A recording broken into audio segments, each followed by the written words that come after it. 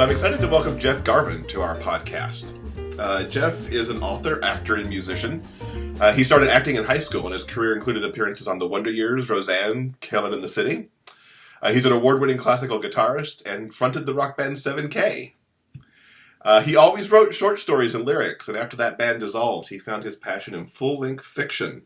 And his debut novel, Symptoms of Being Human, was published in February in hardback, ebook, and audio. Welcome. So thank you for that awesome introduction. Being on camera while you're being introduced is kind of like you feel like a contestant on a game show. Like you have no idea what to do with your face during that. If I could have had you walk out from the curtain. Right. Yeah. As the band played. So tell me, what was the inspiration behind Symptoms of Being Human? Well, when you're remembering these things, it's always hard to pin down a detail. But the thing that was the fire that started was I was in a car with some friends and some acquaintances. We were all going to some dinner event, but I don't remember what it was. And the driver, whom I'll call Jane in order to protect her innocence, brought up a court case that was pending in my county in which a transgender student was suing the school district along with their parents for the right to use the locker room that aligned with their gender identity rather than their birth-assigned gender. It's crazy that just last week that North Carolina law was passed and all that craziness has been going on. 3 months prior to that conversation that I'm speaking of, we had just struck down Prop 8 in California, which was the anti-marriage equality bill, the anti-gay marriage bill. So when Jane brought this up, I was like, oh, this is great. We're going to have this conversation about love and acceptance and equality. And then she said, ew, isn't that gross? Mm. And so I was like kind of struck dumb, and I expected people to jump in and go, well, that's not fair, and argue, but no one did. So, I harnessed all my righteous rage and started a pretty gnarly argument. And, the thing about arguments is they rarely change anyone's mind. And so I left that conversation feeling like unheard and like violated. Like, how could someone think that way? Which is never a place you want to try to change someone's mind from.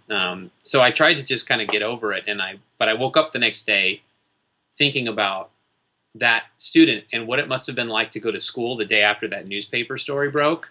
Like, everyone would be looking at you, and they already know you're different, and now they know you're suing the school, and I couldn't get out of that person's head. And so I started writing, and what came out ended up being Riley's opening blog post. The first thing you're going to want to know about me is, am I a girl or am I a boy? And it spun from there. So based on that, kind of a tangent question, given that's where you started, did you plot this whole thing out, or did you just kind of work your way through it from that blog post? No, they talk about writers being in two categories. You're a plotter or a pantser. And I feel like I get into a cave and I have a flashlight and I can see as far as the beam of that flashlight and really no further.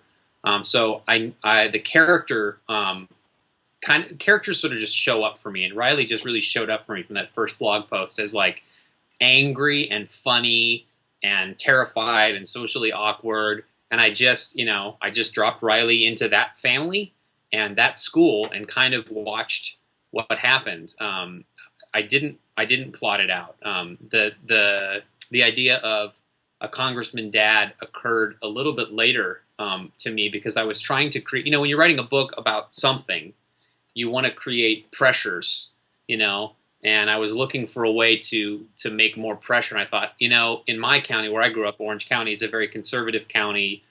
We've come a long way, but, it's been a Republican-dominated county as long as I've been alive, and I thought that would really create some tension. So, yeah, I didn't plot it out at all. Interesting. Okay. And how did you decide to go from the discussion that you had in the van with a transgender teen to making Riley into gender fluid, which we hear even less about than we do trans teens? Yeah. So my memory of that experience was I was trying to write a transgender character, and I thought, the core issue is like what's between what the equipment that I have doesn't necessarily dictate my experience of myself, to put it really crudely. And so I thought, what if and I couldn't decide. I'm writing this. Should I go where a person who was born assigned male identifies as female? And I thought, it would be even better if it was none of the reader's business, and then if it was none of my business, what this person's birth assigned gender was. And that's where the idea of writing a gender fluid character had come up. At the time I had transgender people in my life, but I didn't know anyone firsthand who was gender fluid. It's something that I'd read about and watched YouTube videos about, and I really liked the idea of breaking open this conversation. This was before I started writing this, before Caitlyn Jenner came out. And so there really wasn't a lot of national media conversation. The transgender movement's been going on for decades. Mm-hmm. There really wasn't a lot of national media conversation. And so I was trying to come at it from an angle of, how do I open a conversation that just blows up gender identity as the convention that it is? We had the Kinsey scale of sexual orientation in the 70s, where you're not gay or straight, you're along this continuum and you're somewhere between.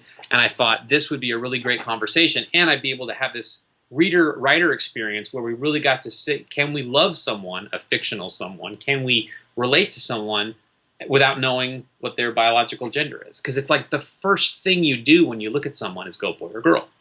Thin or fat, tall or short. Mm-hmm. So that's how that idea evolved. What kind of research did you do to what at least seems to me to nail Riley so correctly, and how a gender fluid teen might feel going back and forth? Because you get really in depth in their head with the concept of I feel more male today on the scale than female, or I'm kind of in the middle today, and how the various social interactions work with the parents and the friends and the enemies, for lack of a better word. Well, thank you. So the research happened on many, many levels. I will say that I think the most important element of writing a character who has a different experience than you, your number one tool is imagination and empathy. And so when I was writing the first draft, I relied heavily on that. I didn't try to get it right. I just wrote it. I'm sure you've experienced this. The depth of white male privilege is so profound that you can't see what you can't see. Right. And so it was terrifying to me to have to get it right the first time. So the first draft, I really just tried to bleh. And then as I revised, I really put on the lens of respect. And political correctness is such a bogus term. I tried to form the language in a way that created the possibility that people really are. So on the research side of things, so after imagination and empathy comes, I tried to read some academic stuff. I read a couple of academic studies. Mostly the academic studies that are out there, unfortunately, are about crime and violence against transgender people. Mm-hmm. And it's disgustingly shocking, the amount of death and violence that's perpetrated on non-binary people. 60% of non-binary and transgender people experience sexual violence in their lifetime. 60%. That's horrendous. And 12% before they graduate high school. So, Riley is essentially a 1 in 10 non-binary kid. What Riley goes through. Spoiler alert, and you're going to have to put spoiler on things. So I did read some academic stuff, but it's really dry, and it doesn't give you anything about the experience. So the real gold for me was there is an amazing Tumblr community of non-binary people who are, like Riley does in the book, just sharing their experience, partly just to wrap their brains around it, partly to reach out and find other people who are like them. And there are some amazing YouTubers out there who are just really willing to explain it firsthand to you. And you don't need to have any terminology. You can just watch them talk about what it's like. So I relied very heavily on first-person accounts. And it's amazing that you can do that kind of research from your house now. Mm-hmm. So I'm super grateful to the non-binary community of bloggers and YouTubers for sharing that stuff, because I really relied heavily on the experience of real people. And then when it comes down to it, you have to, not every gender fluid person has the same experience of gender fluid. So like, Riley really swings on this pendulum between masculine and feminine. And I chose that because I thought that was the most dramatic way to explain it.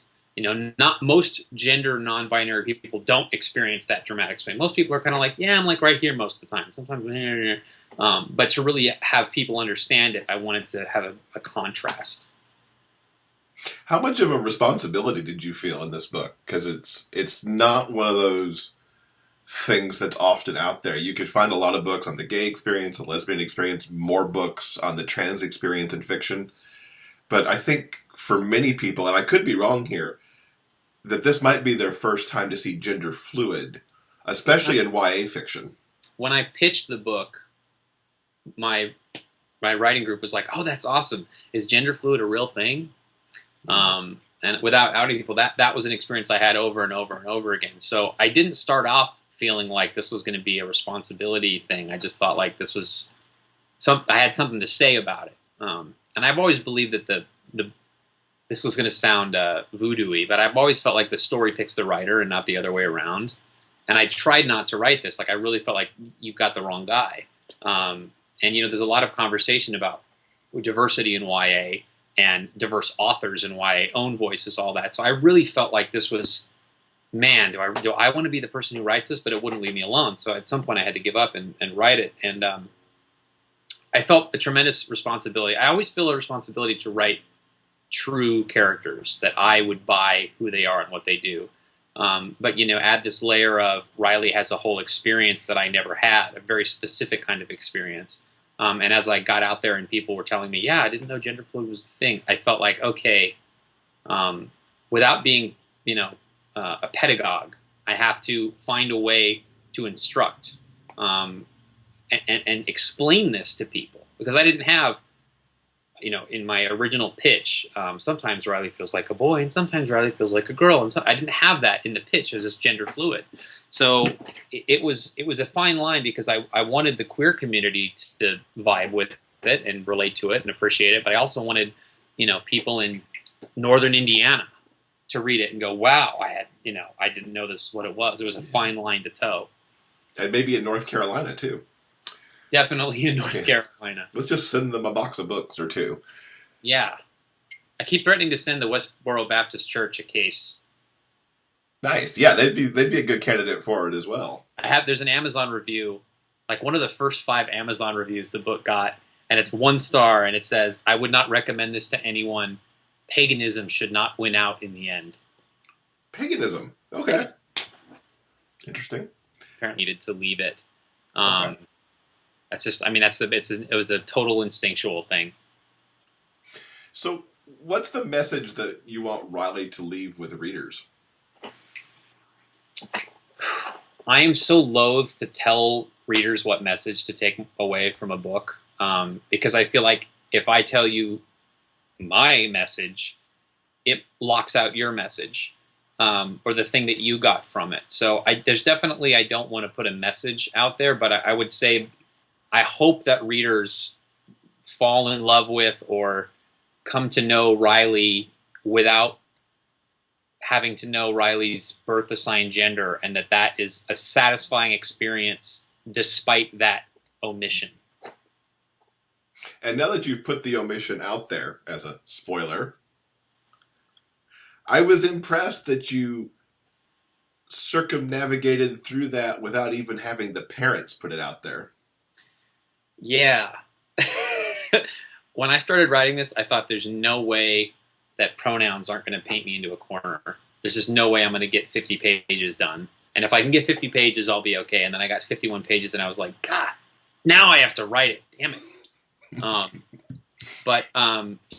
That was, again, a lot of my critique group saying, oh, this really kind of gives away that Riley's a boy, or this kind of gives away that Riley's a girl. So, because I would choose, if Riley's having a more girl day, I would say, okay, frame this from a girl perspective, whatever that means. That's the other thing about when you get into the gender non-binary, all of a sudden the ideas of masculine and feminine become 1950s again, and feminine means pink and masculine means blue, and these are just terms that we use.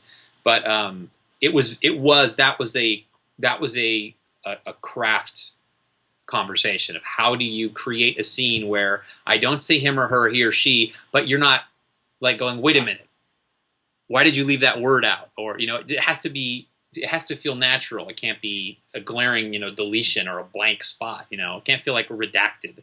Right. Because I was thinking about it as I was getting ready for the interview, and I don't even think you used a they or a their, which is what gender non-binaries tend to gravitate towards for pronouns. Right.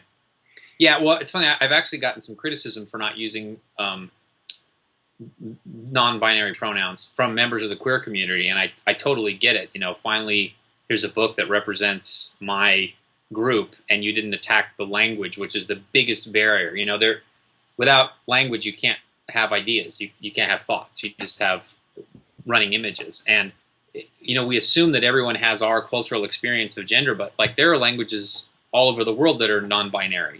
Tagalog, for example, the biggest dialect in the Philippines, they don't have he, she pronouns. It's a gender non-specific. And so I think a lot of people are waiting for a book that really attacks the pronoun issue. I didn't want to. I tried that. I tried a couple of pages with they or ze, and it felt so awkward to me. And I thought, if it's awkward to me, it's going to turn off a big part of the audience that might otherwise read this book and have their mind opened. So that's a problem because no one's attacking the language, and the language needs to be attacked. And kind of where I thought of it is that Riley doesn't know what that should be yet. Yeah, Riley hasn't chosen. In their journey, he hasn't. You see, I just did that. They don't know what they want. They haven't made the choice, or they may not know they need to make the choice. I've had a couple bloggers write me and say, can you tell me what Riley's pronouns are so that I can write a review? And I'm like, now you know how I felt trying to write the jacket copy. Because it's one thing to write from a first-person perspective, but when you start writing, this book is about Riley, you end up saying Riley like 9 times a sentence. And blurbs are always the worst anyway to write. But I figured out when I first mentioned the book on the podcast, right after I read it, I was doing referring as he, she, which that's wrong. And I corrected myself in the next episode to say that it should have been they, their. Yeah. Because I actually looked it up when I wrote the review for my blog to get it more correct. Yeah. I've seen a couple YouTube reviews that I was so grateful for, but I didn't repost them because they genderified the pronouns. And it's hard. I mean, it's a big barrier, It's like... Because it's the first thing we learn as we start to learn grammar, how pronouns are supposed to work. Yeah, exactly. Have you gotten feedback from gender fluid teens that you know of? Have you seen? Yeah. I've gotten some incredibly moving messages on Tumblr and via email. Everything from one person wrote me, my friend checked this book out from the library and gave it to me and was like, here, you should read this. And they were like, whatever. And then read it and was like, that was their coming out to themselves. They hadn't figured out where they were at, and their friend kind of had figured it out. So, just this thank you for writing this because I didn't know who I was. To, oh my God, thank you for writing this so I can show my, wanted to come out to their friends. So they highlighted some stuff in the book and said, hey, you should read this book. So, that's incredibly moving, and that's a wonderful reason to write a book, is to help people identify with their friends and with themselves. Yeah, that's really awesome too, that the friend knew that person needed to read that book. What a friend. Yeah. What a friend. And what a risk. Pardon my gender binary metaphor, but what balls it took to say, hey, read this book. Wink, wink, nudge, nudge. Yeah. Good friend out there if you're watching this. What was your agent publisher reaction when you said, this is my first book and it's going to be a non-binary teen? You could see the dollar signs roll over in their eyes, and they just danced thinking, oh my God, this is a huge, massive, no. That's not what happened at all. First of all, it's funny. While this is my debut, it's not the first novel I ever finished. I was out on sub with another novel that had attracted my agent, and it was part one of a series. And I was like, well, I'm not writing. I shouldn't write book 2 of a series without selling the first book. Otherwise, I'll have 2 books unsold. And so I was hunting around for ideas, and this popped up. So I started writing this, and my writing group was like, "You should get this to your agent." And I'm like, "It's not done." I'm big on like, wait, let me finish it. And they're like, "No, you should send this." So I called my agent and pitched it, and she said, "Oh, that sounds really interesting. Send me the pages, and I'll read them tonight and call you tomorrow." And now, my agent's awesome, and she's very responsive. But at that point in my career, I was not I'll read this overnight and call you tomorrow client. I was I'll try to get to your emails in 24 hours. Cause I hadn't sold a book. I was still new. And she called me the next day and said, I want to go out with this as a partial, which is like pub speak for I want to sell the book, but without it finished. Like, here's 100 pages. So I don't know if it was the subject matter. Part of selling a book is it has to be like other books that have already been sold, but it can't be like other books that have already been sold. It's a catch-22, right? Yeah. It's like this, but it's not like that. And so I think the narrative voice was strong, and it was a conversation that was building. I think around the time I sold it, that was right as Caitlyn Jenner was coming out. So gender identity was a national conversation. So I think I just got lucky in the timing of that conversation really being right. It would just be as a relevant book at the time that I was shopping it. Whereas the book before was in a genre that had sort of been, the publishing industry was burned out on. It's kind of interesting. By the time a movie comes out, you're about three to 5 years behind the publishing industry. Mm-hmm. So I think a lot of it was timing. But their reaction to the gender conversation was they were fascinated and intrigued. I'm really lucky. Balzer and Bray is my imprint, and they're an imprint of HarperCollins. And it's owned and run by 2 women, Donna Balzer and Alessandra Bray, who are incredibly brave, loving, open-minded people. They've published a lot of books on the LGBTQ spectrum, including one that was a Lambda Literary finalist for last year, which is, I have it right here. Simon versus the Homo Sapiens Agenda by Becky Albertalli. Yep. Right.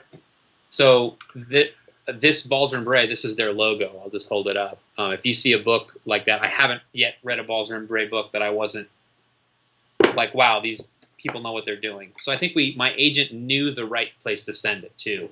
And we didn't do a big wide blast like we did with my prior novel. We did a targeted, we want to get this to this person.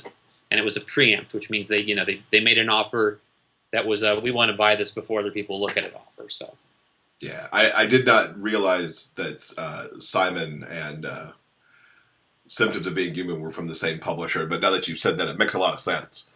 Yeah, because Simon was one of my favorite books of last year.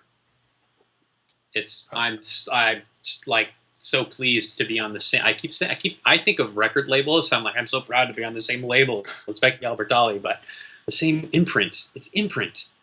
Yeah, I think it'd be really cool if Simon and Raleigh met up one day.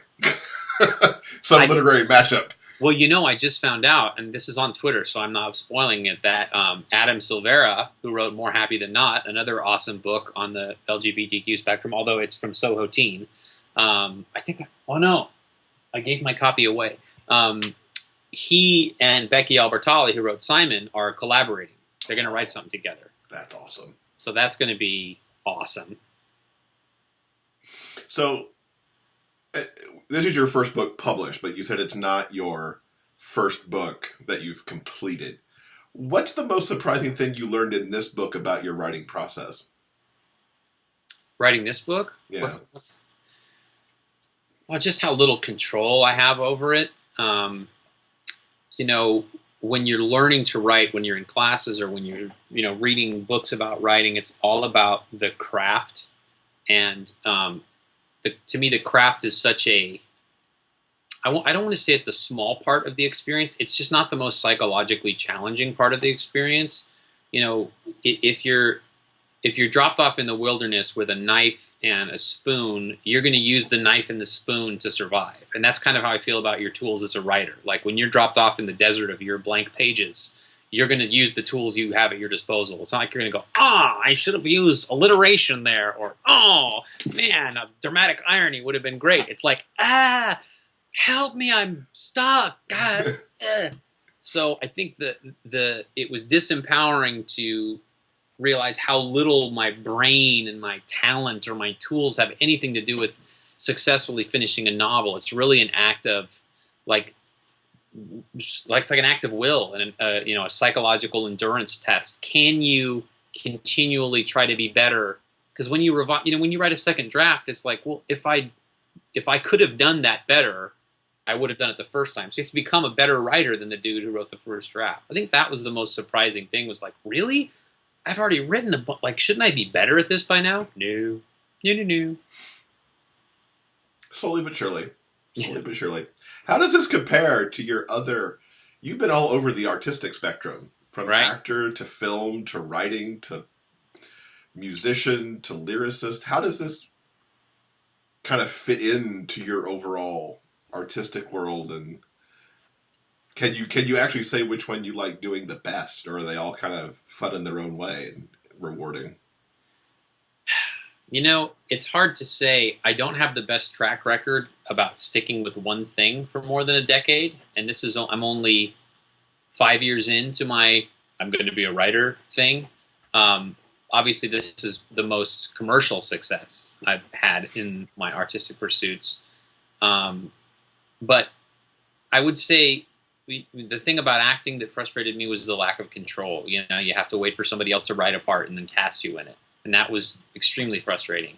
And the way to get around that is to, do theater and write your own stuff. And that just seemed like so much work to get a role. And it was really frustrating. And then as a musician, man, talk about a market that's tough. And then you have to be in a band with other, unless you want to be a solo artist, you want to be a band with other guys. So their opinion weighs the same as yours, and you have to collaborate. And again, there's this giving up of control. And so I think the reason why writing worked is because I really just got to be me in a room with a computer. I didn't need any gear. I didn't have to drive anywhere. I did the math. When the band ended, I took my sleeping time, my drive time, my work time, and my social time with my wife. And I've calculated that I had 14 hours a week of creative time. 14 to 22 hours. I don't remember which one it was. And if I was going to be in a band, I calculated that like 40% of that would be driving and setting up equipment. And I was like, that's a waste. Yeah. Unless I want to just do it for fun, which is fine. But writing, it was literally how long it took the computer to boot up. And then the rest was pure creative time. So I did NaNoWriMo in 2011 in April with a friend of mine. And, that first time you finish a manuscript, it's like, oh, I can do anything. So I just never got over that high. I'm still pursuing it. Awesome. So what authors do you draw inspiration from? Well, it's tough. The thing that I love most about books is the narrative voice. I just want to get to know that narrator or that character. I think it's why books that change perspectives, like first person, this chapter, first person, are really hard for me because that's the thing that I attach myself to. And if it's Chad chapter 1 and Jenny chapter 2, I'm like, well, what happened to Chad? So like the books that are super inspiring to me are, Catcher in the Rye by J.D. Salinger would be the classic. Mark Haddon wrote a novel called The Curious Incident of the Dog in the Nighttime. Incredible. Flowers for Algernon. Those books are like the ones where I go, yes, that is, The Beach by Alex Garland. But the authors that I will I'll read over and over and over again, my top two would be J.K. Rowling. The Harry Potter novels are, I re-listen to them audiobooks every year. And Stephen King. That's it for me. I'll eat that up like soup. Nice. As a Stephen King fan, I have to ask, what's your favorite King book? I think 11/22/63. Time travel, paranormal. He worked in the Dark Tower stuff. He got love. He got conspiracy. I mean, I don't know how you fit all that into a book and make me buy it, but he did it. Of course, I love The Stand. But, I mean, there's whole long passages of The Stand where I'm like, dude, what were you doing? Whereas 11/22/63 is a little more mature and cogent, and I don't know. I love 11/22/63, but I also love Hearts in Atlantis and some of his novellas. I just finished Bazaar of Bad Dreams, the short story collection. It's awesome. And The Shining I read The Shining when I was like 10, and it terrified me. And I stopped reading for like a year. So thanks, Stephen King. Stephen, The Shining was one of my first too, and I was like, whoa, That book is okay, messed up. put that away for a while. Yeah. Nice. Do you have any designs on revisiting Riley at some point? You know, it's so funny. People have asked me about a sequel, and until people started asking me, it never occurred to me. I'm not sure. You know, I'm not sure that there's another Riley main character book out there. As I thought about it, I thought, well, there's some great characters that we might revisit. Park Hill. The next book starts in Park Hills. Park Hills is sort of my Castle Rock, Maine, I guess. It's the proxy for my little North Orange County town, but I'm not sure there'll be another Riley book. I'm not compelled at this time to write another Riley book. Maybe I will be later. I don't know. Or even, like you said, if Riley just shows up in another Park Hill book. Oh, that'd be kind of fun. Yeah. Riley shows up, as the other seniors are graduating to give the commencement address or something. I don't know. Oh, that would be awesome if they became the valedictorian after everything. There'd be so much pressure attached to that. I feel like I don't know. I think I can't wait to see where gender fluid YA goes. It would be arrogant for me to think I was the first person with an idea to write a book with a gender fluid protagonist. But I hope that the success of Symptoms, and I hope it continues to have success, opens that door, because there are amazing writers out there who are writing about their non-binary experience, and when you sell a book, you have to compare it to something else. So I hope that non-binary writers are, shamelessly using my title as a comp work to submit their stuff, and I hope it all gets read and published, because it's one thing for me to write a book about that experience, but it'll be another entire revolution for somebody who grew up with that experience to write it, and I can't wait to see that happen. So what are the best ways for people to keep up with your latest? Well, I'm a relentless social media hound. So Twitter is probably the thing that's the most current. Jeff Garvin Books at Twitter. But I'm on Facebook and Instagram, and you can go to jeffgarvinbooks.com and sign up for my email list. That's probably the best way to get real information about the events that I'm doing. I try to do a giveaway a couple times a year of signed books. So jeffgarvinbooks.com has the links to everything. So Jeff, before we wrap up, is there anything else you'd like to tell our listeners? Yes. Whenever I talk about Symptoms, I try to share about the Trevor Project. TrevorProject.org. They are the country's biggest LGBTQ helpline, suicide helpline. It's a place you can call. It's a website you can go to if you are a young person who's dealing with gender identity, with sexual orientation, harassment, suicide, any of those issues. That's the place you can go to get help. They are accredited. The people on the phone are amazing. And I try to support them wherever I go. When I go to events, I have pens and stickers and stuff. So trevorproject.org. And if you've got $5, send it to them. If you want to know how to help that community, that's the place to go. Excellent suggestion. Very good. Well, thank you for sharing that and your book, and for hanging out with us for a little while today. I had a blast. Thank you.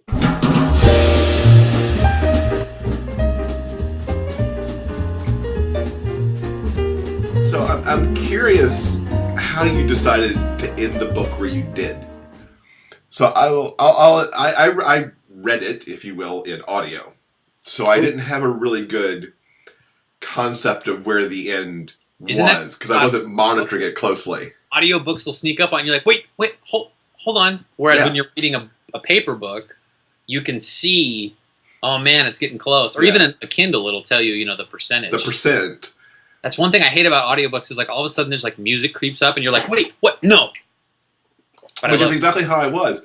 And yet, as I considered it, it's the writer side of me went, okay, that's a pretty cool place to leave it. where the reader part of me went, hey, wait a minute. So did you always know you were going to kind of end it there, or did you back up into that space during edits, or No, well, is that where the story just stopped for you as the pantser? spoiler alert. So, I mean, you know how when you're reading a book that you're really enjoying, and you're getting to the end, and you know that hand starts to squeeze your heart, and you're like, oh, I don't want to leave this world, but it's time to leave this world. It's like the end of a vacation. I started to feel that way as I was writing it, and I knew that was where I needed to leave it. Okay. That's just, I mean, it was a total instinctual thing. So I know when we were talking to set this up, you're working on the edits for your next book. Can you share a little about that? It's funny, I'm not ready to talk about what it's about yet. I just tweeted today, like, I realized, oh, this book is about a teenage character who's, like, struggling with feeling other and trying to, you know, deal with their with their identity issues. It's not. There's nothing about gender identity in it. It's all the main characters are neurodivergent, meaning they're dealing with mental wiring that's different than the typical people. As far as the plot and the setting, I'm not ready to pitch yet. I haven't even revealed the title yet, and the cover's not done yet. So I think I'm going to wait a little bit before I go into it. But I think if you liked Symptoms and you liked Riley and Solo and all those guys, there'll be something in the next book for you. It is a contemporary young adult. Okay. Are you going to stay in young adult, the realm of young adult, do you think? Or Man, I think obviously I owe one more book to Balzer and Bray HarperCollins, and that's a young adult novel. And then the big idea that's haunting me for the next one is a young adult.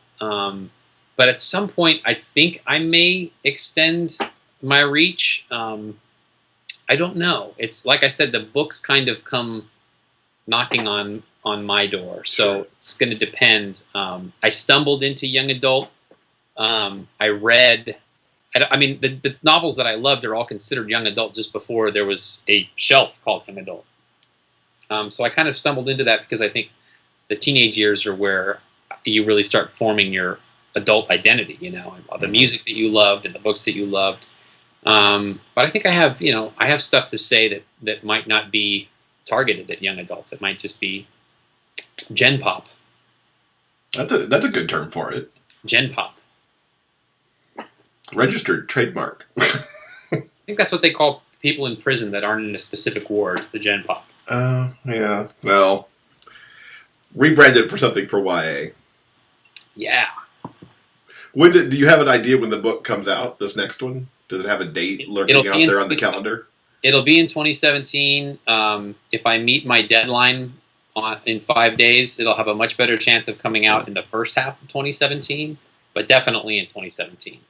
For sure. Hopefully in the first half to see that happen. Yeah, I was really excited that I found your book in a Barnes & Noble in Santa Rosa. Just right there, face out on what's new in YA. You know, I have to. Barnes & Noble has been so great to my book, and I know that some of that is the machinery of publishing and publicity. But it's weird to think that Barnes & Noble is the last bookstore. It's the last bookstore, and when I was growing up in music, it was Tower Records. You know, that's the place you went. And we start to think now of like, well, indie bookstores are dying. And there are amazing indie bookstores across the country. Not so much in the area where I live, though. So if you're a teenager in where I live, Barnes & Noble is where you go. And they've been really awesome to me in this book. I've done multiple events at Barnes & Noble. I'm doing a bunch in June for their Teen Book Festival. And it's just really cool to to be partnered with that. You know, you get to walk into Barnes & Noble and see your book on the shelf. It's pretty cool. But I'm particularly pleased to see that book on the shelf, because they're not always, you can't always find LGBTQ books that visible in Barnes & Noble. Yes. Yeah. And I also saw it, I was in New York recently, and I saw it in the bookstore that's inside the LGBT Center in New York. That's awesome. And since they have, the center there sees such a huge number of youth coming through there for various services, I'm glad it's sitting on that shelf that maybe they'll pick it up and perhaps see themselves presented in a book. Yeah. Well, it's shelf space in retail is a whole different world. It's different than warehouse space in an Amazon distribution center in Roanoke. So I feel lucky to have that. I didn't design anything that way. I just wrote the damn book, and my agent found the right people, and it ended up on that shelf. I will say this though, and it's funny. I've had other authors tell me not to say this in interviews, and so I thought about it long and hard, and I just really need to be honest. Like, I set out to write commercial fiction. I wanted to make a living being a writer. I did not want, I spent years and years and years as an actor and as a musician wallowing in obscurity, doing whatever whim struck me. And, I wasn't 19 when I picked up the pen and decided I wanted to be a novelist. And so, I want to say to writers out there, there's nothing shameful about wanting to be on the shelf at Barnes & Noble. It definitely directs the way and the kinds of things you write. And so here I was trying to write something really commercial, and this idea popped up, and I thought, this isn't commercial. This isn't something that's going to be, this is going to be a small press. Some small presses would be the best market for this, and that's not how it turned out. So the great thing is, you don't know what's commercial. You don't. Very true. And nobody else does either. Everyone's guessing. So it's really weird that I set out to write commercial fiction, and then this idea relentlessly attacked me and wouldn't let me go. Yeah, because it's certainly not commercial. Yeah, if you sat down fiction to write, what can I write that would sell a lot of copies? This probably wouldn't be the idea that you'd pursue.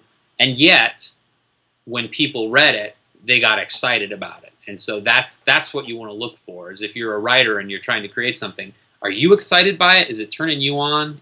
Are other people getting turned on by it? Because I think about all the books that I read, 10 pages in, and I'm like, that first chapter of The Hunger Games by Suzanne Collins. Yeah. But I'm sorry, I don't care if you're, Ernest Hemingway. That first chapter is a hammer in your teeth, and you want to read the rest of that book. So there's no wonder it's so massively successful. But it's massively successful because it's like candy and glue and delicious, and it's substantial, which is why it's lasted so long. Same thing with the Harry Potter books. The things that last and have resonance, they can be commercial. They can. Yeah, they don't absolutely have to be. And then there's Charles Baxter novels that are literature porn that they probably didn't earn out their advance, but you read that book and you just you finish it and you go, gosh, I feel so smart. I love it, So, something for everybody. Yep, absolutely.